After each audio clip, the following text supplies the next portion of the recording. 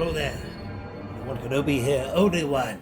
Welcome back to another episode of WWE Wednesday, more like WCW, ladies and gentlemen. This is Sting. Can't wait to open this. Oh, can't even stand him up.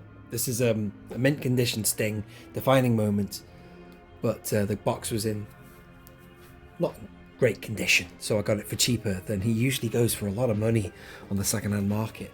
But I've got these other figures here. I've just reviewed them. Let me get them out of the way. The Road Warriors. I've brought Dally up here because I need that belt. That's Lex Luger's belt, and there is Lex Luger. All these reviews are in a link below if you want to see those previous ones. But I'm soon going to be taking that belt off Dallas, though he did win the world belt. I don't like that figure wearing it. This figure will look fantastic with it though. And obviously I need Hogan up here because Starcade 1997, what a spectacle that was, despite it being a botched finish. Right, let me just move more people out of the way. Just thought I'd show you these. But check out that packaging as well. This was made in 2015, apparently around about the time when Sting did WrestleMania, whatever number it was. And I've looked at a few reviews as well, and a few people have said that this is the best Crow Sting you can get. Wow. He, probably because he's licensed out to other people, Sting's an independent kind of guy, but he did do a stint with the WWE. They finally made figures of him, but there's not that many that you can get that I've seen for Mattel. But this is brilliant. Absolutely brilliant figure. Can't wait to open it. The packaging is awesome also. This is the first Defining Moments figure I've ever owned. I got it for over £20, maybe 25. Don't pay over the odds, folks. Be patient like me. Wait on eBay till you can get it. There's something on the back there. There's sadly no blurb, but all I'll say is this is how Sting looked in 1997 at Starcade. An amazing culmination. Apparently Scott Hall's idea, really. He gave him the idea to go dark, go scary, rip off Taker. But he didn't speak either. For over a year he did not speak. Amazing. To keep the mystique. But I just really want to get it open. I was just glad to learn that there are no other figures of Crow Sting that are as good. So this is the best figure you can get, folks, if you're after a Crow Sting made by Mattel. Let's do it. Let's get him open.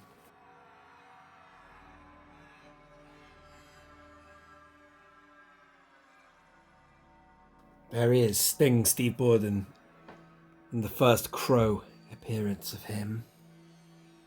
All through the 90s, he was chasing the NWO, stalking them, watching from the rafters, dropping in, pointing his baseball bat. Just brilliant, very powerful stuff. And the famous attire from 97 as well, just a pure scorpion on the front. He had later outfits where he had two scorpions, like one down that side, one down the other. Great packaging as well, look at that. That coincides with that promo when he came back for WrestleMania. Great. Tell you what, man, they've done this figure justice. Now I need to just get him out.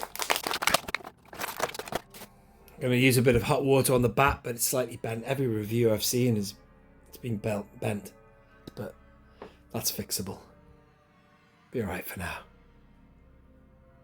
Get some hot water on that later. More importantly, the figure. You're just so cool. Totally reinvented himself.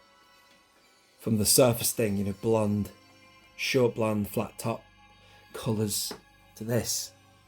Coincided with the times as well, the 90s, the Nirvana, Marilyn Manson, whatever. The darker edge of rock and roll, the Crow, Vigilante, Batman, that type of thing, man.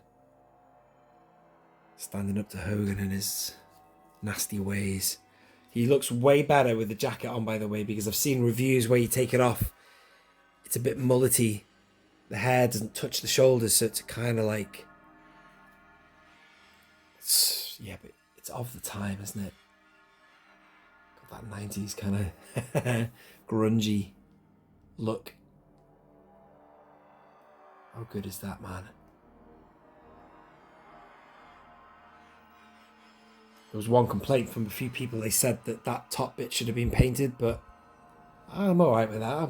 That's quite cool. It should really be painted, all of it, but interesting that they've gone without that. But I think it's pretty cool.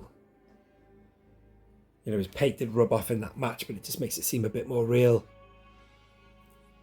Like there's a human behind the mask type thing, you know? Wow. I will take the jacket off. It's like a good material, that. There's the front.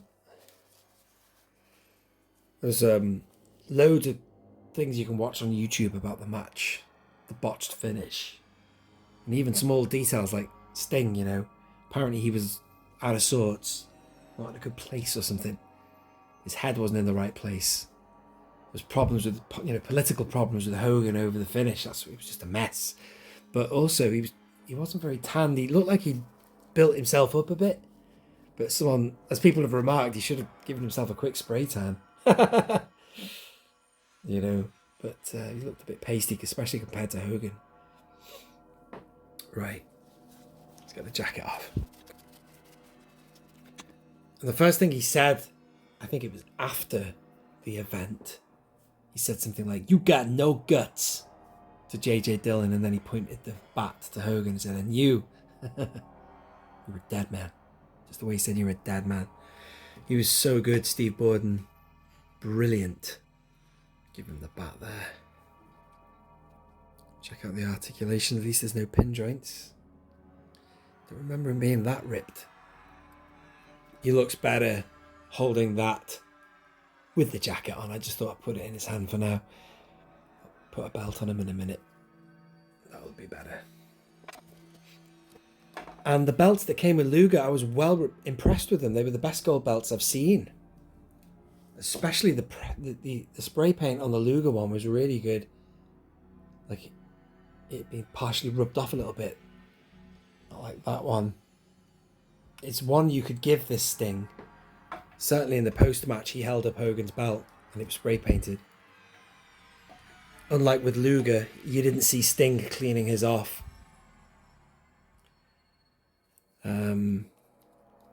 But unlike with Luger as well, speaking of Luger beat Hogan clean. He deserved that as well. He didn't beat him clean. It's a weird match. Hogan actually beat him in the ring. He dropped the leg on him and it was supposed to be a fast count. It wasn't. It was 1, 2, 3. And then when you watch it for the first time, you think, what? Hogan just won that? It's very strange. There's all sorts of reasons behind it. But Bret Hart came down as a kind of an impromptu guest referee, whatever. He had the power of a referee at that event. So then he restarted the match. And Sting won it, put him in the Scorpion. But it was ridiculous. It should have been just like the Luger match. He deserved the win. The story should have been that. If anyone should have got one over on Hogan, it was Sting. If anyone deserved to get over on Hogan, it was this fella. It would have been just a perfect end to the year. You could also give him that belt as well. Sting, someone else who would put it around his waist. He did in the 90s. He put it around his waist in 99, but around this era, I think he just had it over his shoulder. Again, it looks better with the jacket on. I think all of this. I haven't decided what I'm going to go with yet. People might think he's part of the NWO if you wear that, but he wasn't. But the belt would have looked like that when he won it. Great figure, folks. I mean, this is an old wrestling figure, but in terms of articulation points, this is... yeah, great points of articulation. I mean, this might seem old to some people, the articulation points, compared to the newer figures, but for me, as a Star Wars 3 3/4 inch fan, it's got as many, if not more, points of articulation than we would have got around this year, to 2015. So I'm well impressed with that. I'm going to put the coat back on, I think. But he looks pretty good without it. Wow. I want to get him holding up this belt. Yeah, he did. He held that belt up in the ring. And just like when Luger won, everybody entered the ring in a massive congregation. It was great. The belt was then taken off him because it was a weird, convoluted finish. And then he won it back at, I think it was Super Brawl. I think he might have won clean then, I don't know.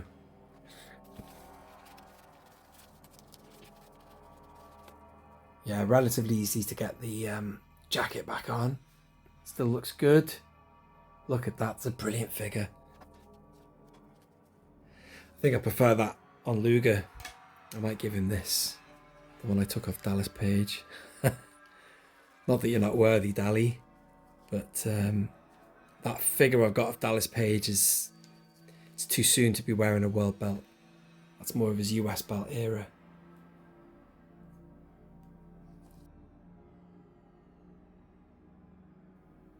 That's pretty cool, man. Look at that. Before we end, I'm going to put Hogan and him in a stare down. Probably one of the best stare downs, in my opinion. Between two classic heroes and villains since Andre the Giant in WrestleMania 3. Shame it could have been the perfect match, but it wasn't.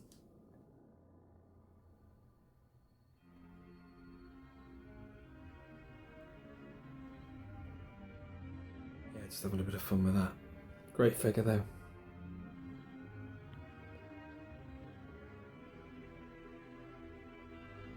And I think I'm going to put Hogan and him in a stare down now.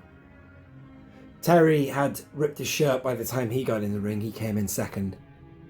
His was ripped, so I'll get rid of the belt in his hand and get him in a pose, folks. Bear with me.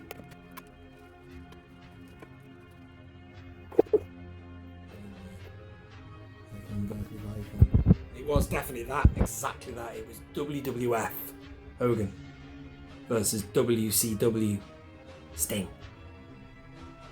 He was the franchise of that company for so many years, all the way through. And Hogan was the invading force from the World Wrestling Federation. Anyway, ladies and gentlemen, that is the Crow Sting. What a great figure. Very impressed. Very, very impressed. I highly recommend you pick him on up. That's awesome. Thank you for watching. This has been Only One Kenobi. Only One. Out.